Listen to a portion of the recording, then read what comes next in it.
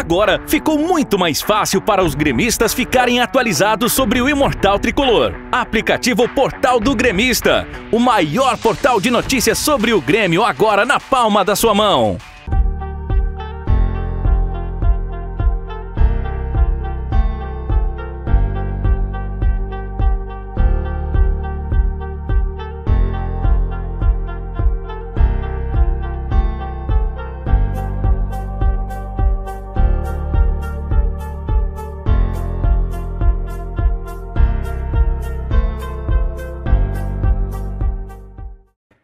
Olá pessoal, estamos começando mais um Portal Entrevista, hoje com o Alexandre Galo, o treinador, está aqui com a gente para bater um papo sobre futebol, sobre Grêmio, sobre muita coisa que a gente vai abordar hoje aqui no Portal do Gremista. Eu e Cássio Coelho estamos aqui para levar essa entrevista. Cássio, já vou dar as nossas boas-vindas para o Galo.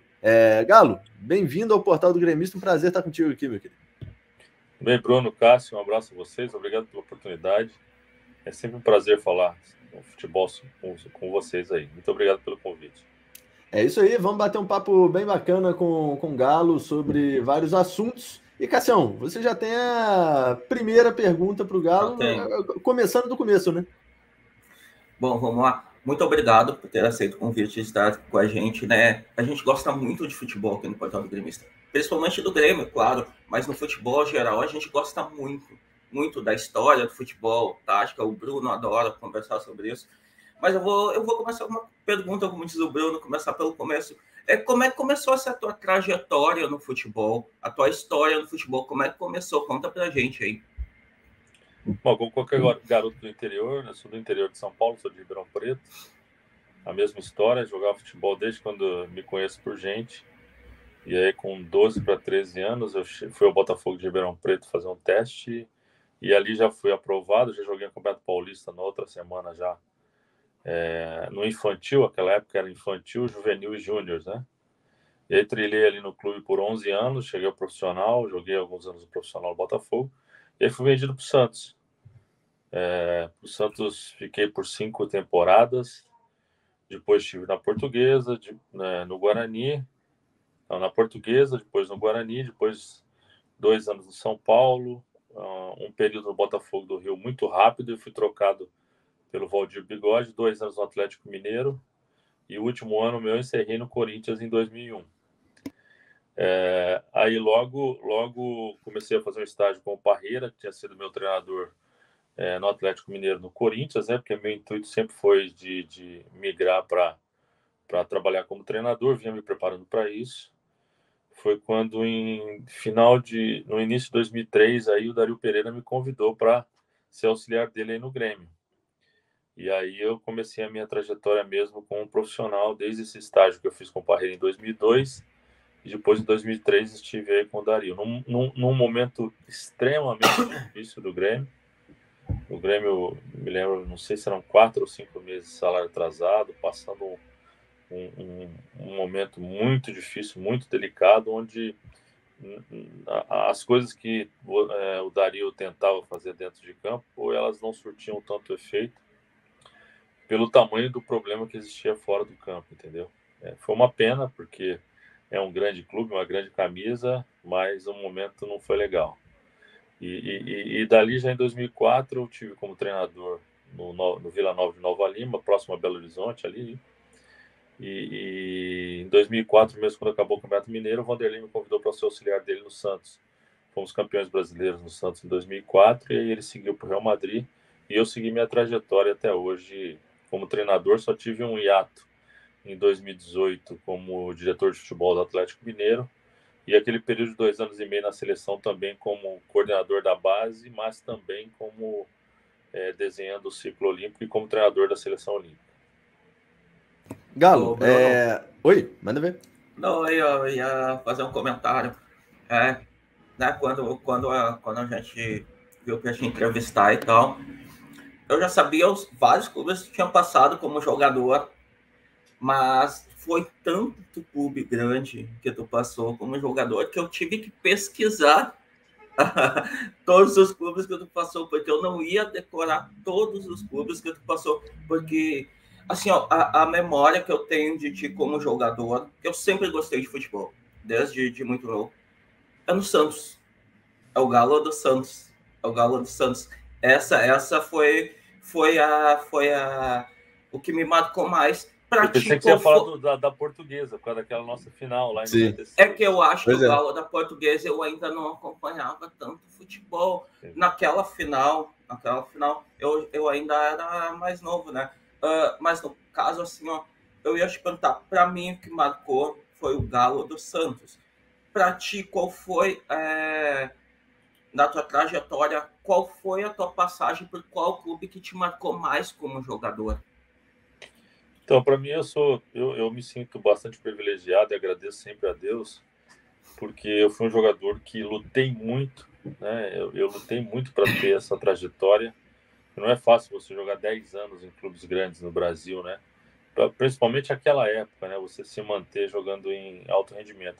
É evidente que o Santos foram 5 temporadas, e 5 temporadas são marcantes, né? Você ficar 5 anos num clube, depois joguei 2 anos no São Paulo também, foi um momento bacana, os próprios 2 anos do Atlético Mineiro, a passagem pela Portuguesa.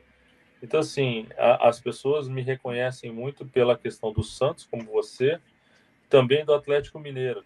Nós tivemos também aquela final de 99 contra o Corinthians, o brasileiro, com os bicampeões estaduais, campeão de uma Copa na Ásia. Então, assim, mas é isso mesmo, a lembrança que as pessoas têm são desses dois clubes, um pouquinho mais, um pouco de São Paulo também, por ter sido campeão em 98, naquela volta do Raí lá, eu estava naquele time também, joguei 97, 98 em São Paulo. Então, assim, como eu te disse, não tenho especificamente para falar. É evidente que o período do Santos, ele acaba marcando mais porque foi um período mais longo. Sim. Ô Galo, vou agora trazer um questionamento para você sobre justamente essa transição, essa mudança de jogador para técnico. A gente tem no Grêmio hoje o Roger Machado, que é um cara que atuou pelo Grêmio, né? Um cara que fez uma história como jogador e agora é o técnico do time, o atual técnico do Grêmio, já na sua segunda passagem. Então, queria a sua visão sobre o que é importante na carreira de jogador, o que nessa virada acaba sendo importante para que você consiga controlar bem, sair de um ponto onde você está sendo comandado para partir para um ponto onde você vai comandar todo um grupo e toda uma estrutura, lidar com o torcedor, lidar com o torcedor de uma maneira diferente. Como que é essa virada aí? São momentos hoje distintos, né? Hoje o treinador tem que ter uma postura um pouquinho diferente do que se tinha naquela época que eu fiz essa transição. Evidente que eu desde muito jovem, quando subi profissional no Botafogo de Ribeirão, eu dizia aos meus companheiros que eu queria ser treinador, eu vinha me preparando para isso bastante. E aí eu acho que o importante é, quando você pula ao outro lado do balcão, fazer uma pequena transição. Eu fiz uma transição, como eu fiz um estágio com o Carlos Alberto Parreira, que foi importante para mim, entender o pensamento e pensar como comissão técnica, não mais como treinador. Depois tive um período como auxiliar técnico com o Dario Pereira, que foi um outro aprendizado, apesar de curto, ele foi bastante intenso pelo tamanho dos problemas que o Grêmio vivia.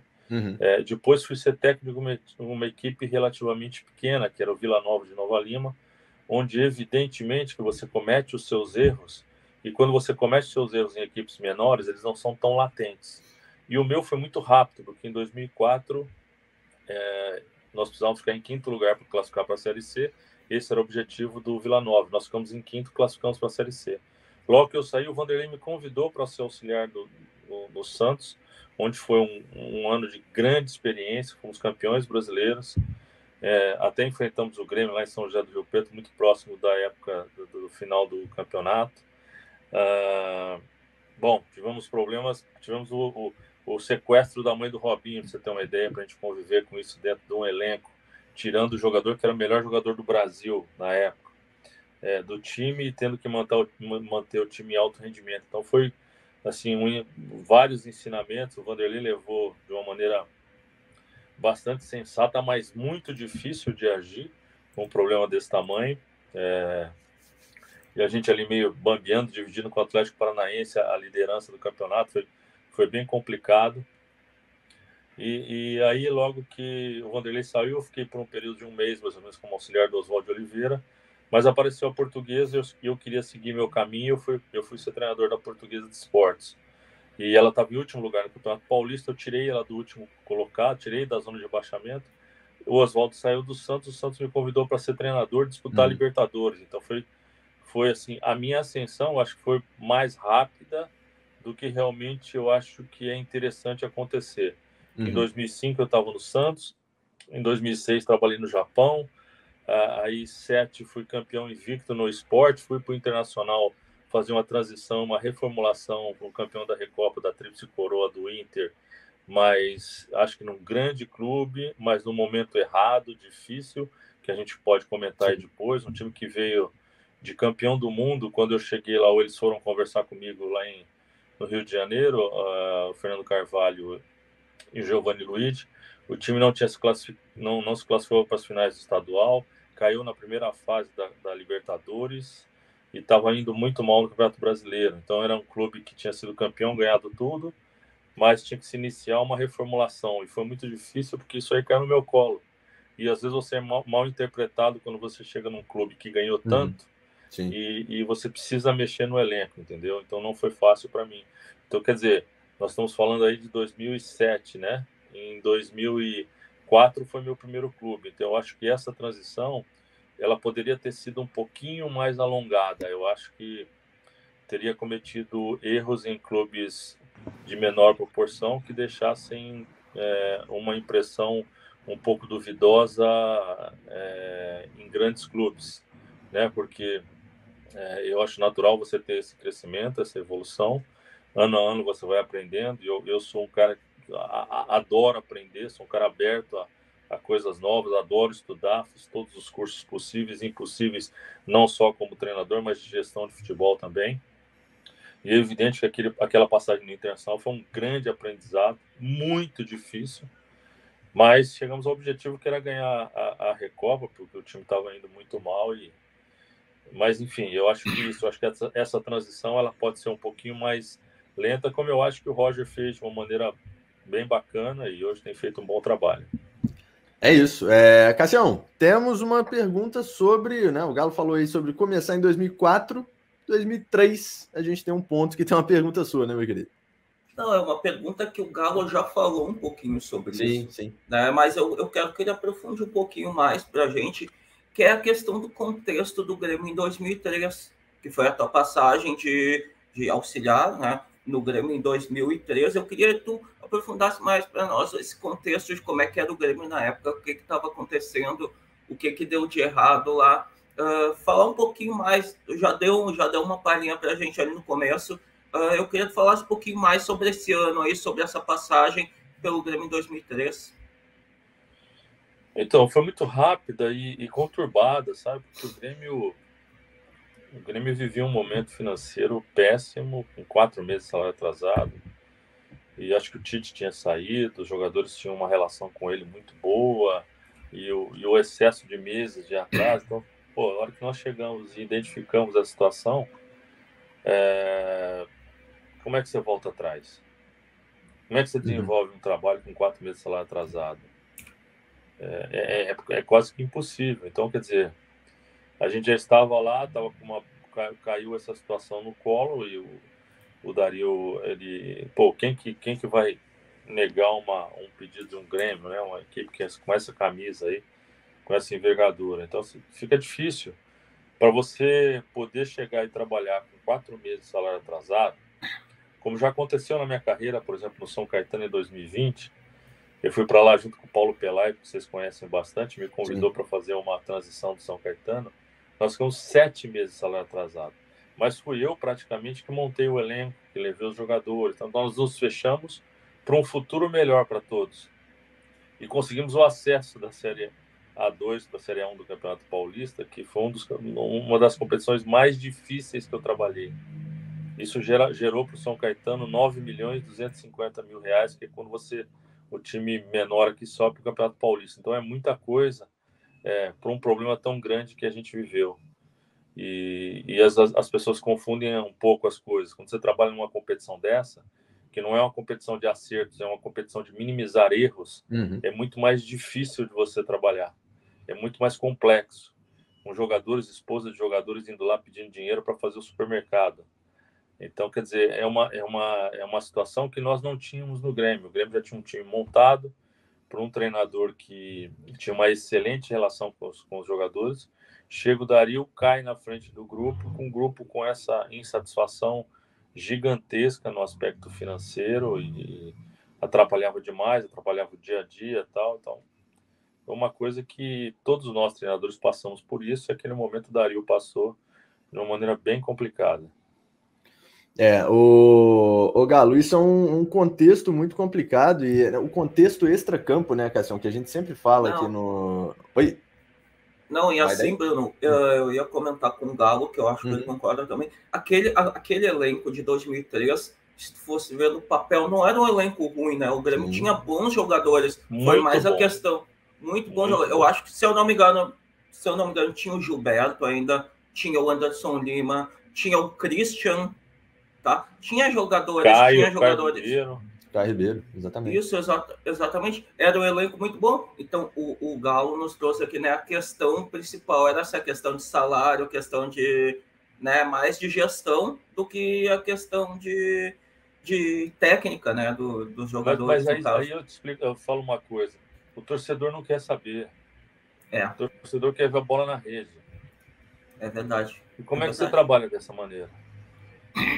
Sem você ter montado, sem ter um vínculo com os atletas, você chega, você quer tirar o máximo deles, só que os caras estão com o seu nível de 1 a 10 em atenção, em lado psicológico, lado físico, técnico, lá embaixo.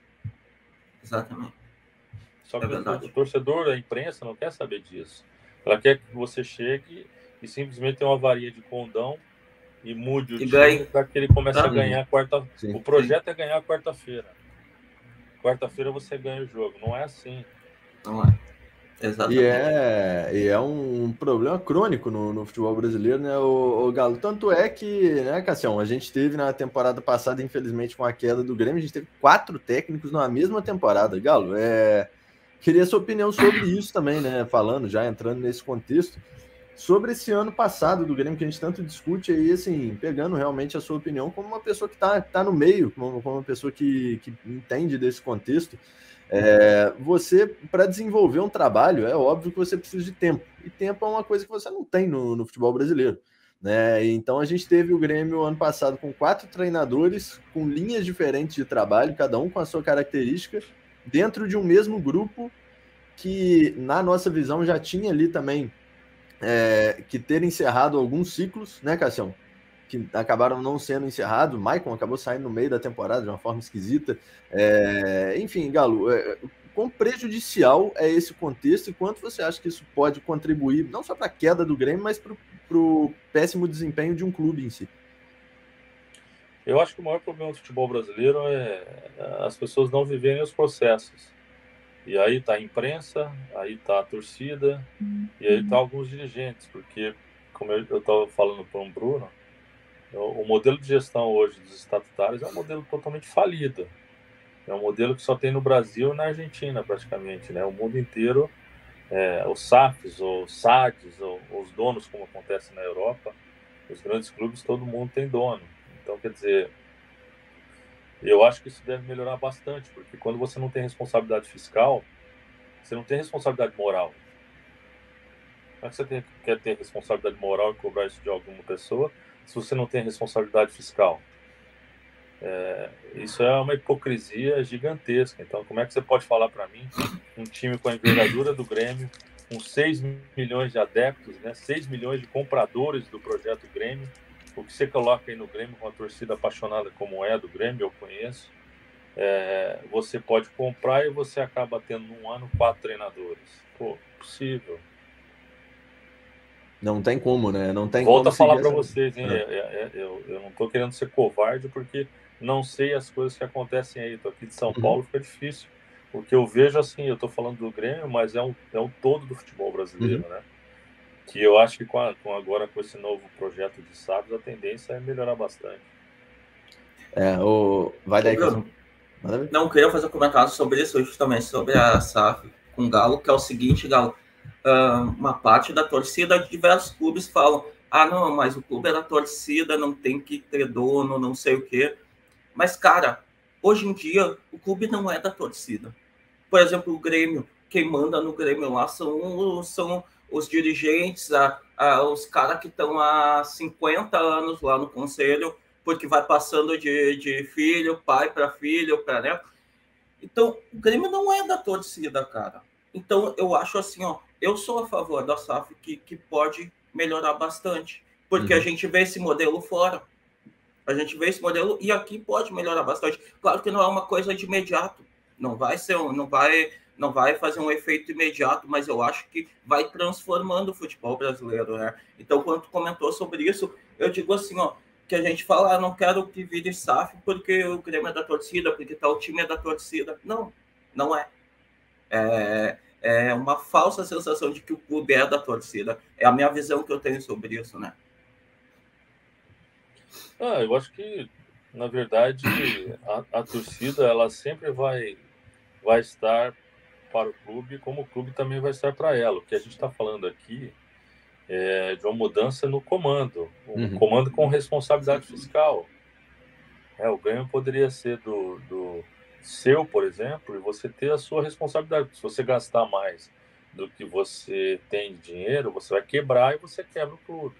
É uma empresa, então ele funcionando como empresa, a tendência da seriedade, a tendência de você talvez não ter 4 treinadores, porque isso vai onerar muito o clube, vão ser processos na justiça que vão virar gigantescos e vão onerar o clube lá na frente daqui a 5, 6 anos, você não vai ter dinheiro para pagar isso com responsabilidade fiscal.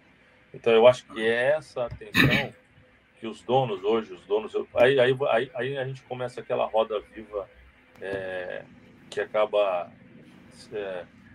machucando nós treinadores e o próprio futebol brasileiro, né? Então o cara que tem um dono, ele vai pensar 10 vezes antes de contratar um treinador porque esse cara vai ter que ficar lá, sabe por quê? Então, o custo desse cara vir já é alto, mas o custo dele sair rapidamente é 3, 4 vezes maior que isso.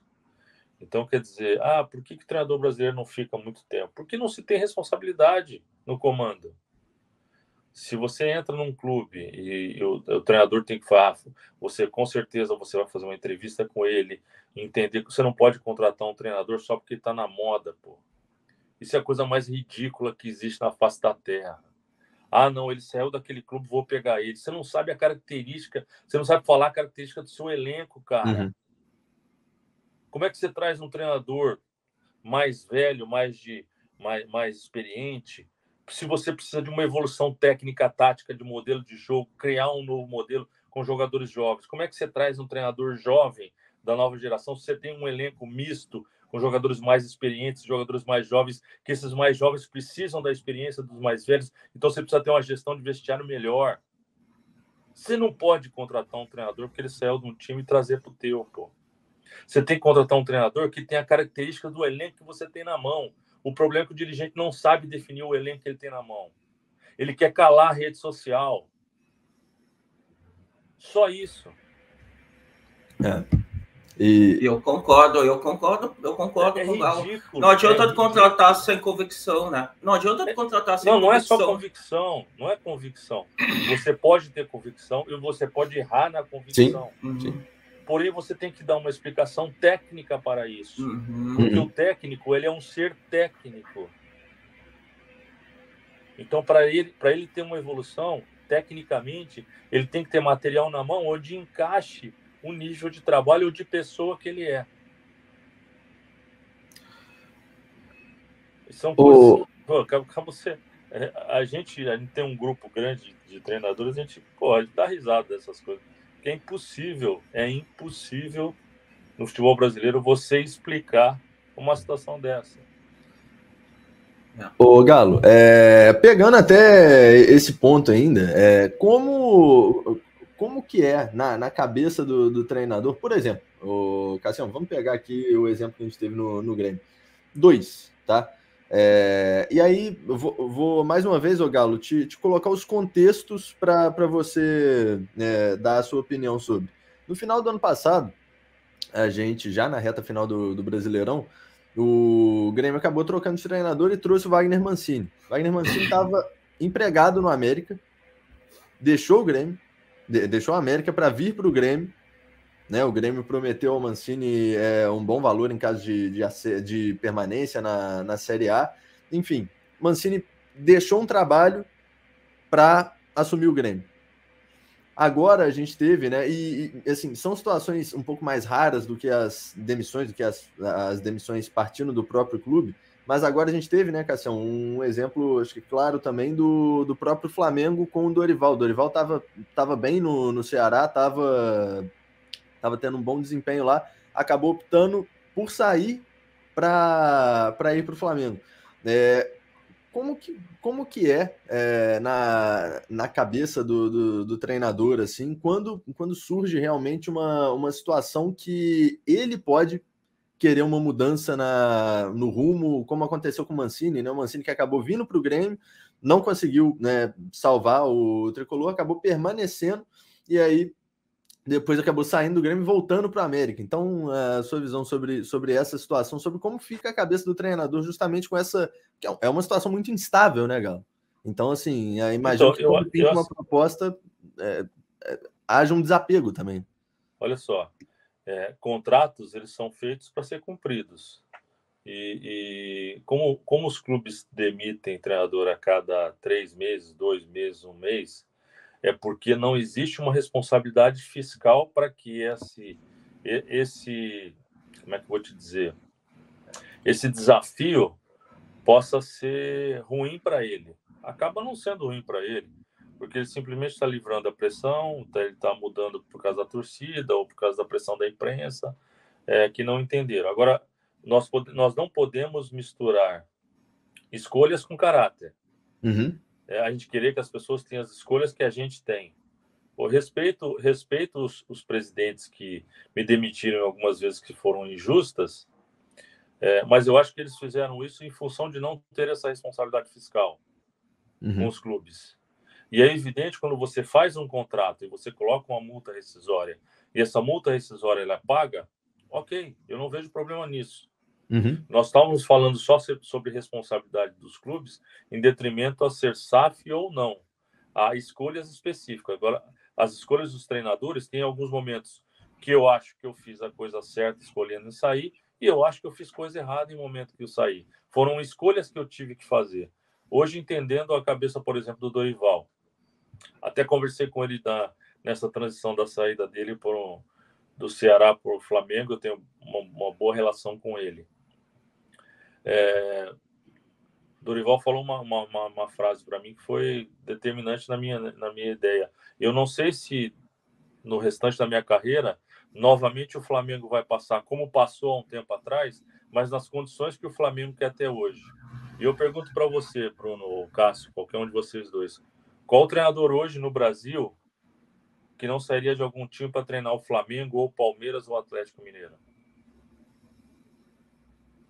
Então não podemos misturar as questões de escolha, o cara está certo ou está errado, isso é a opinião de cada um, e eu respeito. Claro. Como já respeitei sair de alguns clubes, como respeitei que os caras me demitiram sem problema nenhum. Eu só acho que a questão do excesso de demissão, ele não tem a ver com a questão de escolhas, não tem problema. Fez o contrato, pagou a multa rescisória, beleza, vida que segue. Vamos embora. Cassião, temos mais uma pergunta aí sobre a importância da relação técnico-direção, né, meu querido? Manda ver aí, que é uma coisa que a gente enfrenta bastante no Grêmio. Bom, não sei, né, se o Galo está bem a par do que está acontecendo com o Grêmio ou não agora, mas nós temos um diretor de futebol que ele é bem polêmico, o Denis Abraão, tá? Ele é bem polêmico. Eu queria perguntar para ti, Galo, qual é a importância de um bom diretor de futebol na vida do treinador, tá? Na beira do campo, no caso, e no dia a dia do clube. Qual é a importância do clube que tu está treinando ter um bom diretor de futebol? Então, eu fico até meio assim, porque não conheço o Denis, tenho o maior respeito pela camisa, pelo tamanho, pela grandeza do Grêmio, fica difícil eu fazer qualquer tipo de avaliação específica sobre o trabalho dele, né? Na verdade, eu tive uma experiência que foi muito bacana no Atlético Mineiro em 2018, Eu acho que o treinador, o diretor de futebol, eu falei quando eu cheguei para o Oswaldo Oliveira, que eu queria ser para ele o que eu gostaria de ter como diretor de futebol. Suporte, apoio, ser parceiro nos momentos difíceis.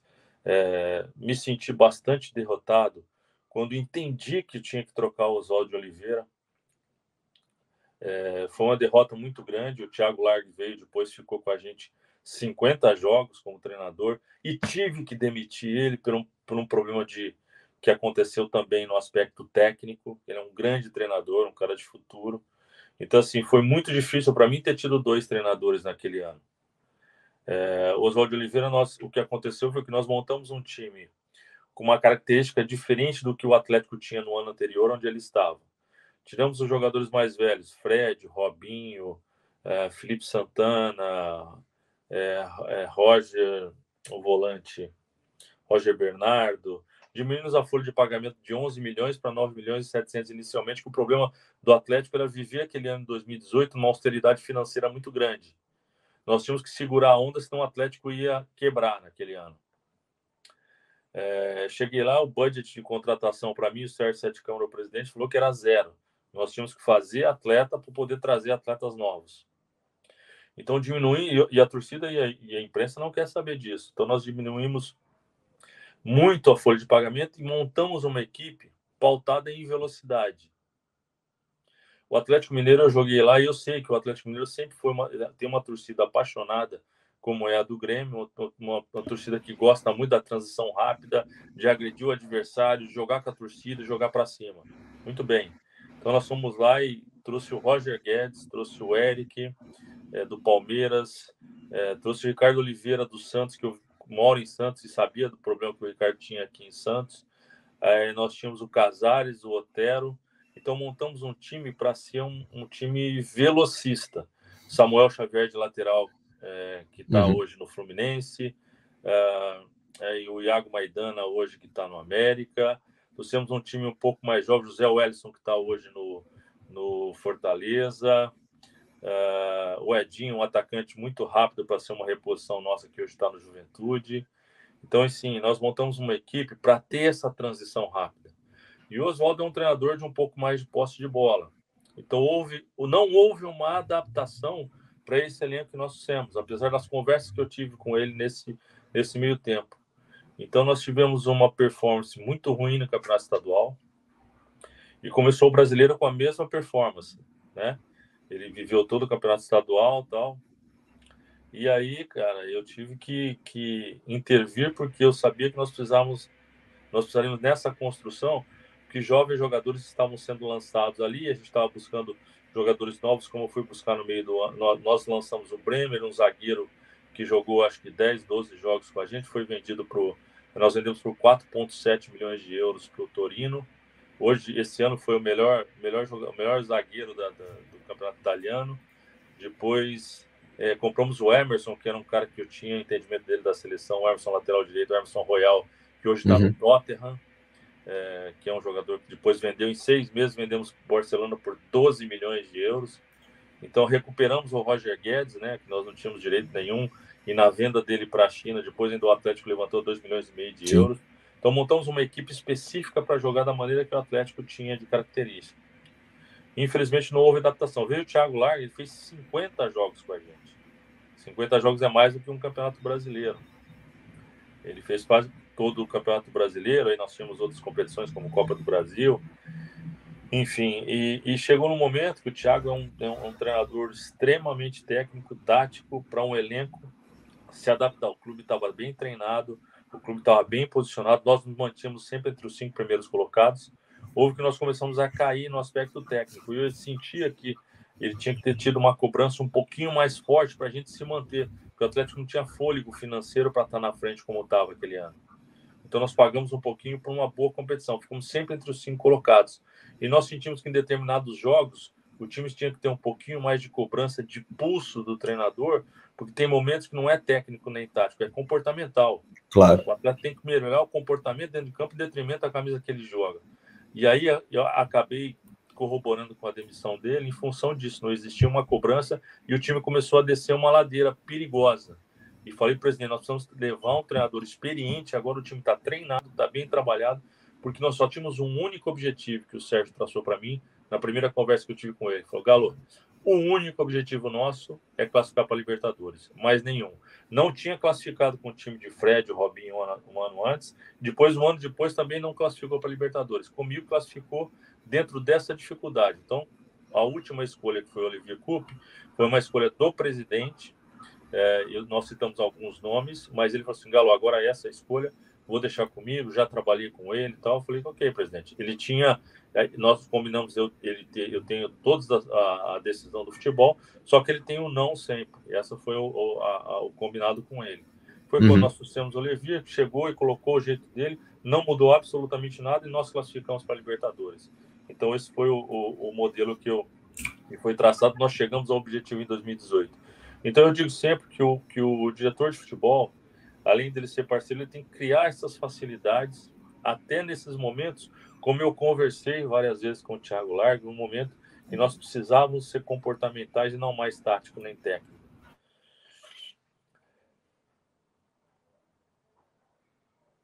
Muda aí. Bruno, posso para minha pergunta? Pode, claro. Bom, eu já vou para minha pergunta aqui. Como que, tu sabe, né, Galo, a gente gosta muito de futebol, fala sobre o geral, mas a gente gosta de falar do Grêmio específico. Então eu vou mesclar essa pergunta que eu vou te fazer. O Grêmio, a gente sabe que é uma grande equipe, né? É um dos grandes do futebol brasileiro. E caiu ano passado para a Série B. Qual é o grande desafio que uma grande equipe que cai para a Série B enfrenta? Qual é o maior desafio que ela enfrenta para tentar subir de novo? Eu acho que, desculpa até a minha resposta um pouco mais alongada, a última, que a pergunta que você me fez foi como eu enxergava uma questão do diretor ser para o treinador. Então eu tive que contar essa história para terminar essa... Sim. Não, perfeito. O foco nosso é o Grêmio, eu entendo, eu só quis contar a história para falar qual foi a atuação, entendeu? Claro, tá perfeito. Eu acho que a coisa mais importante, primeiro, que ele tem um decréscimo. Eu não sei se a regra já mudou, um decréscimo financeiro muito grande, não só de patrocinadores, mas também de TV, né? Isso é o mais importante. E eu acho que, às vezes, eu acho que o maior desafio é quando você vai com uma Série B com uma camisa do tamanho do Grêmio, é você montar uma grande equipe, não uma equipe de Série B. Você tem que montar uma equipe de Série A para jogar a Série B. Você tem que passar por cima dos adversários. Então você vai ser um Grêmio com uma grande camisa competindo com os outros. E entender isso é muito difícil. Às vezes os dirigentes, né, às vezes, não, vou montar uma equipe de Série B para disputar. Não, você vai ser igual aos outros 20 que estão na competição, os outros 19. Então acho que o grande desafio é você montar uma ótima equipe para ser frente, para subir o mais rápido possível, porque senão financeiramente o prejuízo ele é muito grande. Você perde demais e você não pode, com uma camisa desse tamanho, passar mais de um ano na Série B. Eu acho que não é anormal. É normal acontecer, às vezes um erro de gestão, um problema financeiro que o clube tenha, você cair, não tem problema nenhum. Mas você tem que voltar o mais rápido possível porque você é grande, você é gigante. Então eu acho que o grande desafio é você ter, principalmente, focar na cabeça, no lado psicológico dos atletas, no lado psicológico do clube todo, dos funcionários, de todo o entorno do futebol. Tem que estar um link do clube estar sempre na frente, estar com um astral legal, não ter dúvidas, você honrar os seus compromissos, porque não é porque você está na B, você começa a quebrar os seus compromissos, a coisa fica mais difícil. Então eu acho que você tem que tocar realmente na ponta dos dedos, às vezes até mais do que você faria na Série A, entendeu? Porque é um ano de alerta ligado. Você tem que trabalhar os 365 dias do ano com o amarelo ligado ali, entendeu?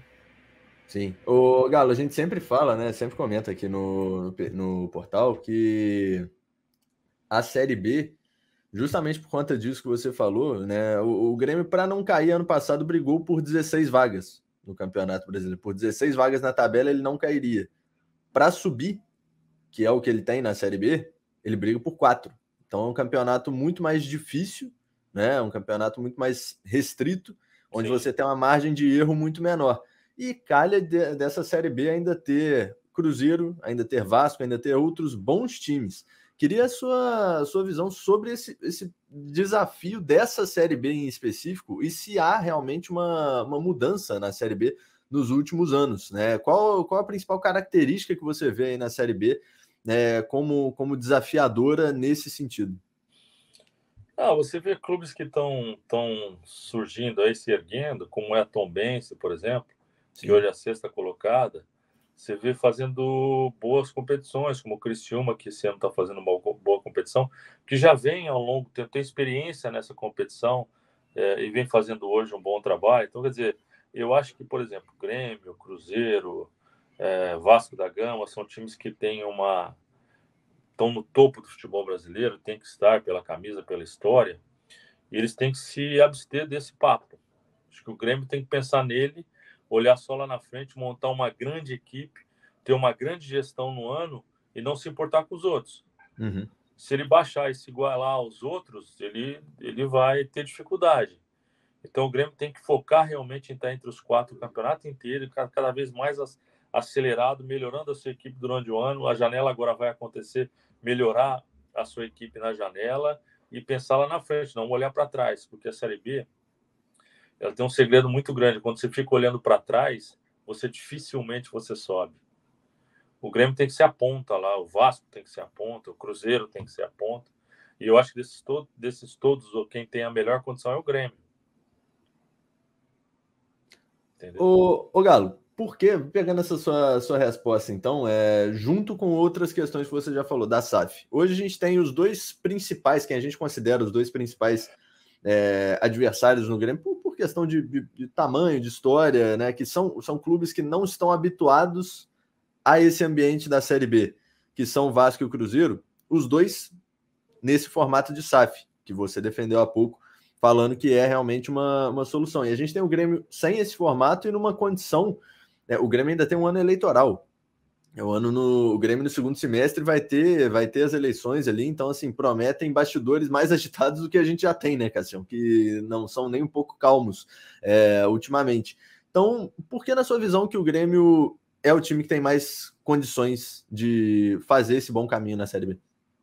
Eu acho que tem um elenco bom, eu acho que tem um histórico, principalmente nos jogos aí no Sul, de o Grêmio ser um time que realmente se impõe sobre os adversários. Uhum. Eu acho que até um pouco mais do que Vasco, pelo histórico do Vasco nos últimos anos, o próprio Cruzeiro, que já está aí há 2 anos, está indo por terceiro, né, na Série B. Isso. Então eu acho que o Grêmio ainda é o frente dessa competição. Agora, não pode um ano eleitoral, e eu acredito que isso vai acontecer, mexer com as coisas internas, mexer com as coisas que internas para o futebol e externas para o Grêmio num todo. Atrapalhar um acesso que é de suma importância o Grêmio fazer nesse ano. Então, quer dizer, com a SAF isso não aconteceria. Uhum. Com a SAF ou com donos, né? Talvez o Grêmio não tivesse nessa condição. Eu defendo isso porque você vê o tamanho da dívida dos clubes brasileiros durante esse período todo, e se você fizer uma somatória com o que entra de dinheiro no clube e o que sai de dinheiro, os clubes todos, o futebol, em qualquer estágio, ele é superavitário. Né? Só não é porque tem os problemas que vocês sabem que tem. Uhum. Então, com a SAF, isso não aconteceria. Eu defendo a SAF porque eu defendo o futebol. Eu quero o Grêmio, eu quero ver o Grêmio lá em cima. O Grêmio é um campeão do mundo, um clube com essa camisa aí, onde todo mundo respeita, com um estádio maravilhoso, sem treinamento, atravessando o Rio ali, muito bacana. Eu já estive treinando lá com alguns clubes e tal. Então, quer dizer, não posso ver o Grêmio com uma dívida tão grande, ou qualquer outro clube do futebol brasileiro, tendo que reorganizar suas... Eu tenho, por exemplo, eu tenho 3 processos contra 3 clubes na justiça que já estão caminhando para 7 anos, com 1% de juro ao mês, entendeu? Isso não pode acontecer com os clubes. Acontece porque não se tem uma responsabilidade, cara. Simples assim. O Galo, vai daí. Essa questão, tá falando das dívidas e defendendo a SAF, que eu concordo contigo plenamente, é que a questão do Grêmio também entra nessa questão, mas não é uma questão de dívida. A questão do Grêmio, o Grêmio sempre, nos últimos anos, sempre teve um superávit bem alto. O Grêmio sempre organizou, o Romildo, quando entrou, organizou as contas. Só que o que acontece, Galo? O Grêmio vende bem e contrata mal. Então tem essa responsabilidade que eu acho que também não teria se fosse SAF. Teria uma responsabilidade maior nas contratações de técnicos, de jogadores. Onde iria esse dinheiro? A questão do Grêmio não é, por exemplo, hoje eu vejo o Galo, não sei se estou acompanhando, eu vejo que o Galo, o Atlético Mineiro, tem uma dívida enorme. E aí eles já não sabem se vão conseguir fazer o projeto que eles estavam querendo para ser campeão disso, daquilo. O Grêmio não foi a questão da dívida, foi a questão de gestão, de contratação, de venda, onde vai aquele dinheiro, que também entra nessa questão da SAF. Se o Grêmio fosse SAF, estaria mais organizado, teria essa responsabilidade fiscal que tu falou. Então, o Grêmio, essa é a diferença para os outros clubes que estão totalmente endividados. O Grêmio caiu com dinheiro no caixa, é uma coisa absurda. Que eu nunca vi isso, cara, um time cair com dinheiro em caixa, entendeu? Então entra também nessa questão que tu falou de responsabilidade, né? Que não tem na gestão do Grêmio mesmo com dinheiro em caixa. Não, é isso. Eu não estava falando especificamente da dívida que o Grêmio tem. Eu nem sei da dívida do Grêmio. Eu sei da dívida do Atlético, que ela é gigantesca, mas ela tem já um contexto que naquela época, na minha época, eram 713 milhões. Mas tem a metade do shopping ainda que pagaria a dívida, entendeu? E é em cima dessa venda dos 51% do shopping Diamond que o Atlético vai sair dessa dívida. Isso aí é uma do lado da sede ali. Já tá, que é o principal, é o shopping mais luxuoso de Belo Horizonte. Que ela já é uma dívida mais ou menos já equilibrada para preparar para uma situação de SAF, pelo menos é o que eu sei de pessoas que só têm amigos lá dentro que me falam. E não estava falando do Grêmio, nem sei a dívida do Grêmio, pelo contrário. Mas eu acho isso, você falou, você aumenta, é só você fazer um pequeno exercício. Você pega um clube que não precisa ser tão grande como é o Grêmio aqui para a América do Sul, lá na Europa, é a quantidade de jogadores que esse clube contrata e a quantidade de jogadores que um clube brasileiro contrata durante um período de um ano. É isso que faz com que a dívida aumente ou diminui, ou a performance aumente, ou diminui, ou cria-se uma performance específica, porque o Grêmio é um grande revelador. Sim. O Grêmio revela jogadores que é brincadeira. Eu lembro na minha época de seleção, Arthur, Luan, Wendel, quantos jogadores eu levei para a seleção do Grêmio, entendeu? Que saíram daí em boas condições. Então é isso tudo. Você falou, é a tua pergunta e é a resposta. É ter essa responsabilidade com o clube em si. Não contratar por causa de uma pressão, não trazer 5, 6, 8 jogadores numa janela, depois vira o ano, manda 8 embora e traz mais 8. Isso não acontece num clube que tem proprietário. Sim. Galo, último ponto aqui para a gente passar, que você acabou de tocar também.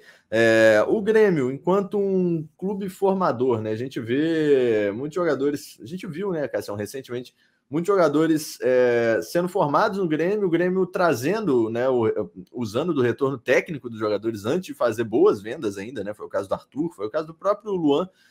Não foi uma venda tão espetacular quanto poderia ser, mas teve o retorno técnico. Como é que você vê esse equilíbrio? Você que trabalhou, né? Acabou de falar da sua experiência na seleção.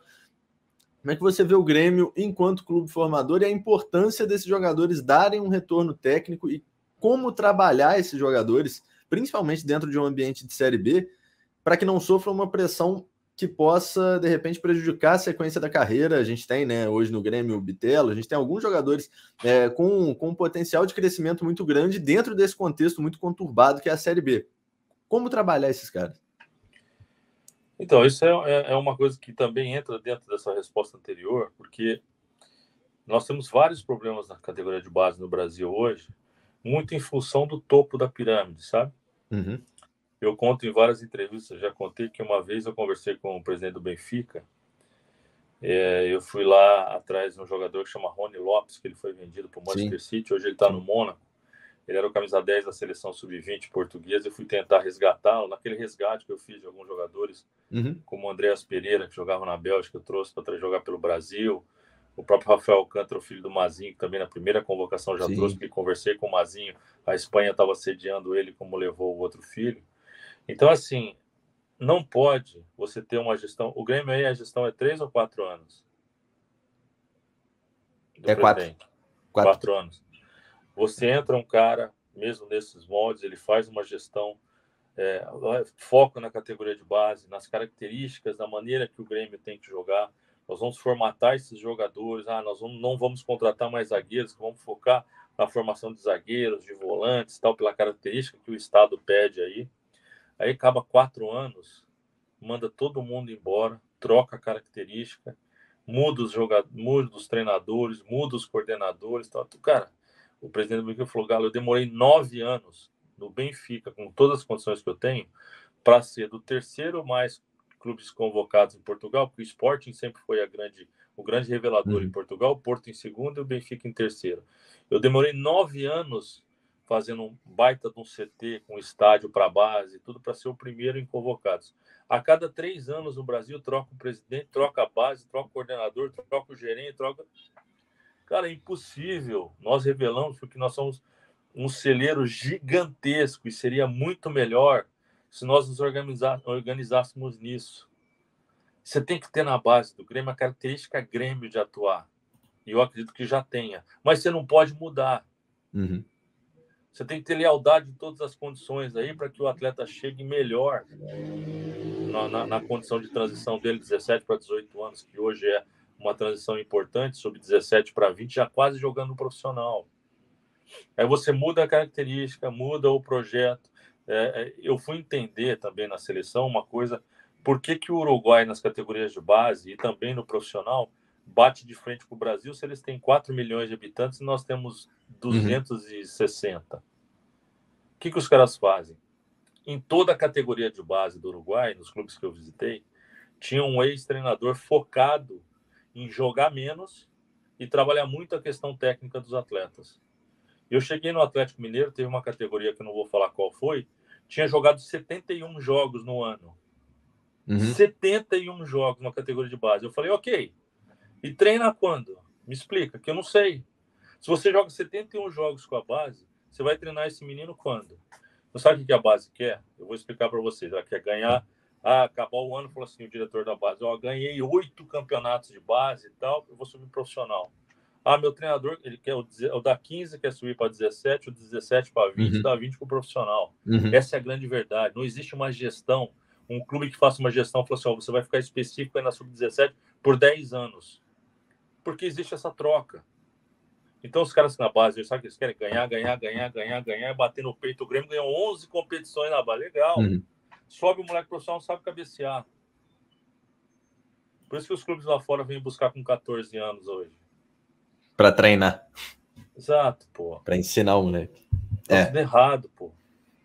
A gente fala em futebol profissional, mas o que mais falta nisso é profissionalismo. Profissionalismo total. Exatamente. Você pode na base fazer 71 jogos, cara. Aí o que acontece? Galo, mas na tua época os jogadores eram melhores? Lógico que eram melhores. Eu devia jogar num ano 30 jogos, 35 jogos, como acontece na Argentina. Sabe o que acontece? Eu nunca na base joguei um jogo no meio da semana. Então eu tinha segunda, terça, quarta, quinta, sexta. Então o que acontecia? O treinador mais velho na categoria, vamos treinar passe, vamos treinar cabeceio, vamos treinar mudança de sistema, vamos treinar inversão de jogo. Pô, então os jogadores tecnicamente eram melhores, porque tinham tempo. Hoje o que é ganhar para bater no peito, que o Grêmio ganhou mais competição que o Inter. Essa é a verdade. E Galo, essa questão também. Por isso que quando chegam no profissional alguns jogadores, parece que o cara não tinha nem treinado o fundamento básico do futebol na base. Né? Chega lá e a torcida xinga jogador. Ele só jogou para ganhar a competição. Sim. E aí tu xinga o jogador. Pô, tu olha que um cara jogando no time profissional, no time principal, e parece que não tem um fundamento básico que era para ser ensinado na base, né? Então a torcida fica... Eu, como torcedor, fico indignado quando vejo um jogador que subiu para o profissional ali não saber um fundamento básico. Vocês estão tão próximos aí do treinador, que foi um craque como lateral esquerdo aí, a qualidade técnica que ele tinha. O Roger, pô. Uhum. Pois é. É complicado, né, Galo? É um contexto, né, Cassião, muito amplo e que a gente vê, né? São coisas que a gente, Cassião, pontos críticos aqui que a gente toca no Grêmio, né, hoje, mas que acontecem muito de forma geral, né, Galo? Até por isso foi muito interessante bater esse papo contigo, né? O Galo trouxe uma visão muito bacana, né, Cassião? Sempre bom, né, Cassião, conversar com a galera do futebol mesmo. Galo, queria te agradecer aqui pela participação, por ter estado com a gente aqui no Portal do Gremista. Cassião, mais alguma deixa para o Galo? Vou deixar aquela tira queda rapidinho. Pô, eu sei que ótimo. ele não acompanha muito, mas eu vou deixar. Eu sempre deixo aqui para os treinadores. Deixar. Manda ver. O Grêmio sobe. Pô, eu vou te corrigir nessa tua deixa. Pode me dar esse... Pode corrigir. O treinador, quando ele está fora, parado há muito tempo, ele está muito mais dentro do futebol do que quem está trabalhando. Porque o Roger, hoje, ele tem que focar 150% no que está acontecendo com o Grêmio. Nós que estamos por fora, estamos assistindo todos os jogos, inclusive o Grêmio. E eu tenho certeza que o Grêmio vai subir. Tem time para isso, condição, um bom trabalho do Roger, tem estrutura, tem todas as condições para subir. Eu tenho certeza. Porque eu estou fora assistindo absolutamente todos os campeonatos para estar super entendendo o que está acontecendo. Eu não te falei que a Tom Benz estava em sexto? Sim. Sim. Ô, Galo, pegando essa deixa do Cassião, eu vou deixar mais uma. Por que o Roger é um cara que esteve muito pressionado ultimamente?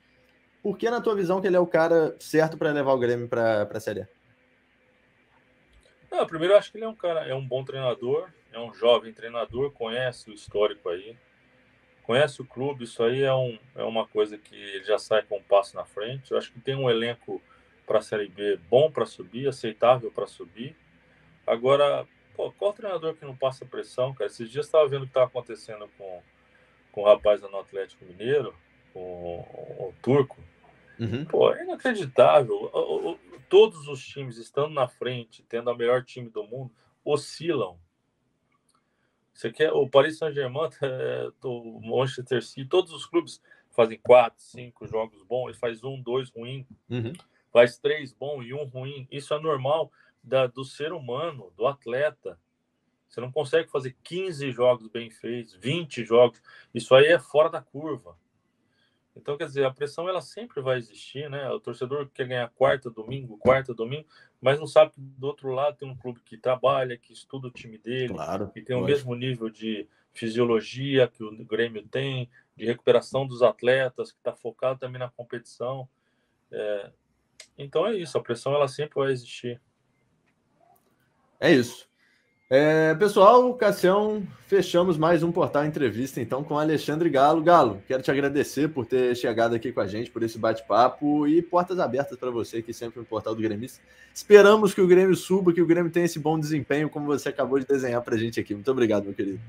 Obrigado a vocês pelo convite, estou sempre à disposição também. Um grande abraço a todos e meus respeitos ao Grêmio pela camisa, pela história. É um clube que tem que estar lá em cima mesmo, por tudo que fez já no campeonato, no futebol brasileiro e pelas essas cores lindas que tem aí na camisa. Um grande abraço. Valeu, Galo, Cassião, pessoal. Grande abraço e até a próxima.